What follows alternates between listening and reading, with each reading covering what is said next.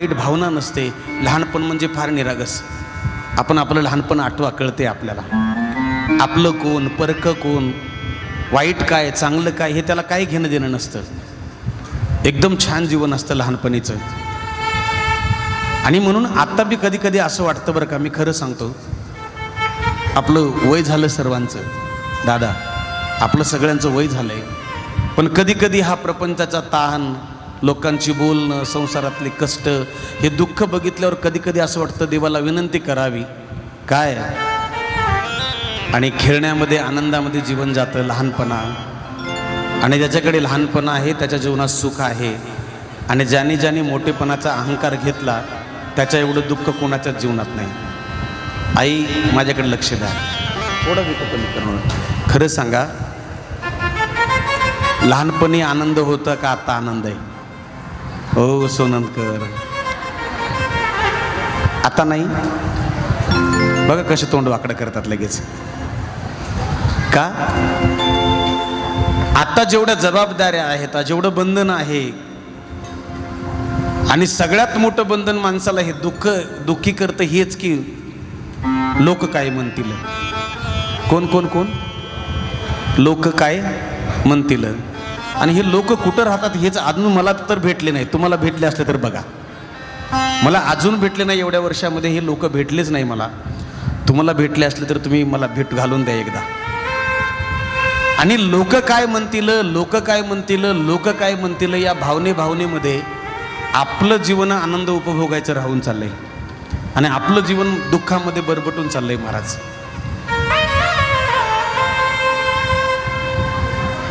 एक वाक्य सांगू, आपण आपल्या नजरेमध्ये आणि भगवंताच्या नजरेमध्ये आपण योग्य राहावं.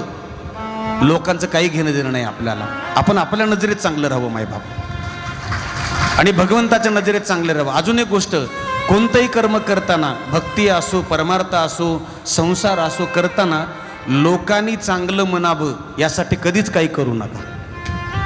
माझं बोलणं कळतंय? मी फार भजन केलं, फार चिंतन केलं, फार कथा ऐकली, फार पूजन केलं, मंदिरात गेलं, लोकांनी चांगलं म्हणावं याकरता काहीच करू नका.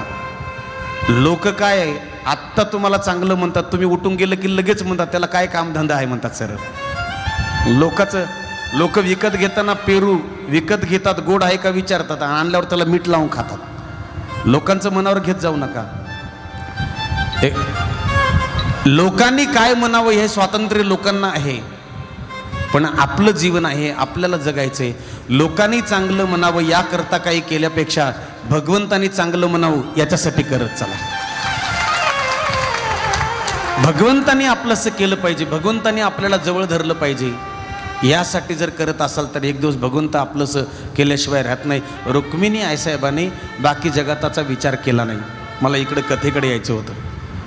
आईसाहेबांनी जगताचा विचार केला नाही, कथा ऐकली, आणि अवस्था अशी झाली. नाथ महाराज लिहितात, कोणी सांगाया गोविंदाची श्रुती, होताल नवताल पाला आता खांदी, कोठे आड आली देह बुद्धी. आणि ज्या वेळेला कथा ऐकली, मन भारावून गेलं, परमात्म्याला सर्वस्व अर्पण केलं. भगवान कृष्णजी म्हणाले, जो माझं होऊन जातो ना तो मन हे मीची करी, माझी भजने प्रेम धरी, सर्वत्वर नमस्कारी मज एकात आहे. एकदा माझं झालात ना, पुन्हा जगात तुम्हाला कुणाचं व्हायची गरज नाही. रुक्मिणी आईसाहेबांनी भगवंताची प्राप्ती झाली, आई बाबासाहेबांचा विवाह प्राप्त केला. आणि एकदा त्याचं झालं ना, जीवनात किती बिघडलेलं काम राहू द्या, माझ्याकडे लक्ष द्या, एकदा त्याचं झालं ना, जीवनात तुमची किती बिघडलेली परिस्थिती असू द्या, किती बिघडलेली मनस्थिती असू द्या, आणि तुमचं जीवन किती बिघडलेलं असू द्या, किती बिघडलेले असू द्या, एकदा त्याचं झालं ना की बस तो सगळ्या वाटा महाराज आपल्यासाठी मोकळ्या करतो. मोर पंख वाला मिल गया हो, मोर पंख वाला मिल गया, मोर पंख वाला मिल गया हो, मोर पंख वाला मिल गया.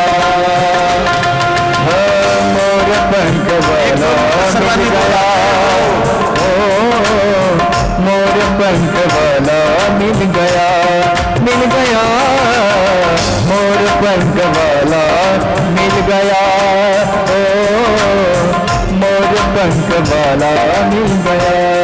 कोण भेटल्यावर सगळ्या वाटा मोकळ्या होतात, सगळे दुःख नाहीसं होतं. कोण भेटल्यावर? हा, जावाई, मग साडू.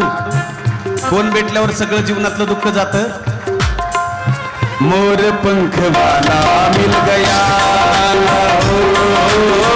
मोर पंख वाला मिल गया,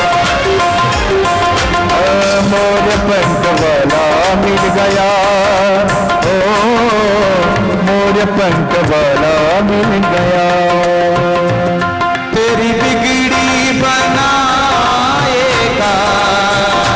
तेरा सब कुछ संवारेगा,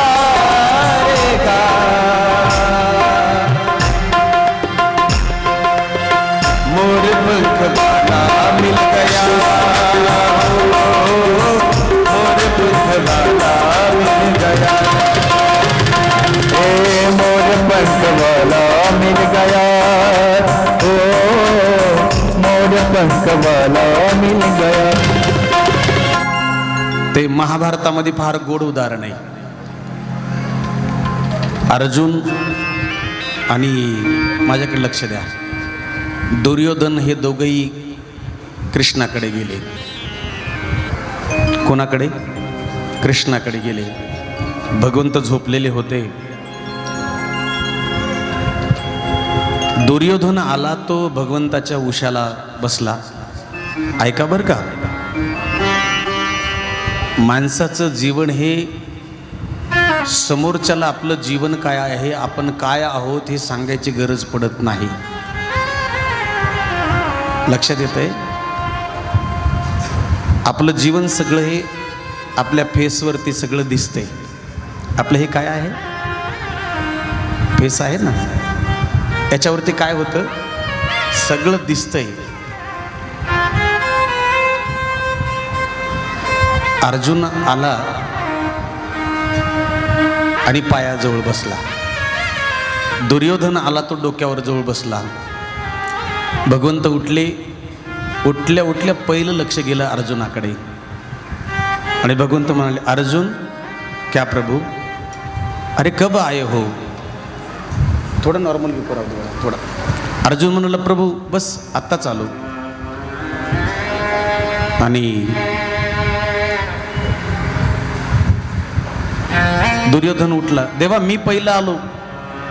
थोडं ऐक ना दादा, थोडा गोंगाट होतोय, क्लिअर कर थोडं, म्हणजे हे कर, बेस कमी कर. आपलं हे काय म्हणजे त्याला ट्रबल. श्री राधे. हां छान, एकदा त्याच्यासाठी टाळ्या वाजवा त्याच्या. वा छान, वा. काय चाललं होतं? अर्जुन आला पायापाशी बसला, दुर्योधन आला डोक्याजवळ बसला आणि भगवंताने अर्जुनाला विचारलं, अर्जुन कब आए हो? दादा ऐका. अर्जुन म्हणाला, प्रभू अभी तो आया हूँ. दुर्योधन तेवढ्यात पटकीन बोलला, प्रभू मैं पहले आया हूँ. अच्छा ठीक है, क्यों, किस लिए आए हो? त्यांनी सांगितलं, म्हणे एक काम करा, युद्ध होणारे पांडवांचं काहीतरी मदत मागायला आलोय. भगवान म्हणाले, काय पाहिजे तुला? म्हणजे तुमच्याकडे काय आहे द्यायला? भगवंत म्हणाले, एका बाजूला 56 कोटी यादव.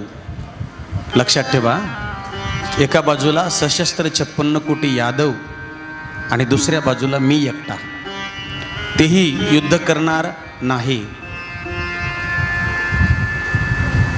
फार झालं तर काही युक्तीच्या 4-2 गोष्टी मी तुम्हाला सांगू शकतो, पण मी हातात शस्त्र घेणार नाही आणि युद्ध करणार नाही.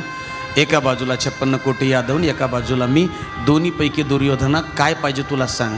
दुर्योधन म्हणला, ह्याला एकट्याला घेऊन काय करायचं आहे? त्याच्यापेक्षा 56 कोटी यादव घेऊ. देवा काय नाही, 56 कोटी यादव द्या मला. भगवंत म्हणाले, ठीक आहे, 56 कोटी यादव तुला दिले. अर्जुनाला विचारलं, म्हणजे अर्जुन तुला काय पाहिजे रे? अर्जुनाने सांगितलं, देवा बस तू एकाला आवडसी. कोण आवडसी? तू एकाला आवडसी, बस तुझ्याशिवाय मला जगात दुसरं कोणीच नको. भगवंत म्हणाले, अरे पण मी काहीच कामाचा माणूस नाही बरं, मी काही युद्ध करणार नाही, काहीच नाही, तुला अडचण होईल. अर्जुनाने सांगितलं, प्रभू बस तुझ्याशिवाय दुसरं कोणीच लागत नाही मला. आणि अर्जुनानं घेतलं. त्यावेळेला तिथे एक बसलेला व्यक्ती होता. तो म्हणला, दुर्योधनच महाराज उलट शहाणा निघाला, ज्याने 56 कोटी यादव नेले, एकट्या कृष्णाला घेऊन करायचं काय होतं. अर्जुन फसला. अर्जुनाने सांगितलं, अरे माझा एकटा कृष्ण संपूर्ण जगाला भारी आहे, लक्षात ठेवा. 56 कोटी यादव काय आहे. म्हणून 100 लोक जवळ केल्यापेक्षा, हजारो लोक जवळ केल्यापेक्षा एक असा जवळ राहावा की जो आपल्या सुखदुःखामध्ये सामील व्हावा आणि जो आपल्या संकटाच्या काळामध्ये आपल्या पाठीमागे भक्कमपणाने उभं राहावं. असं या जगातलं एकमेव आपलं दुःख घालवणारा कोण, तो म्हणजे कृष्ण परमात्मा.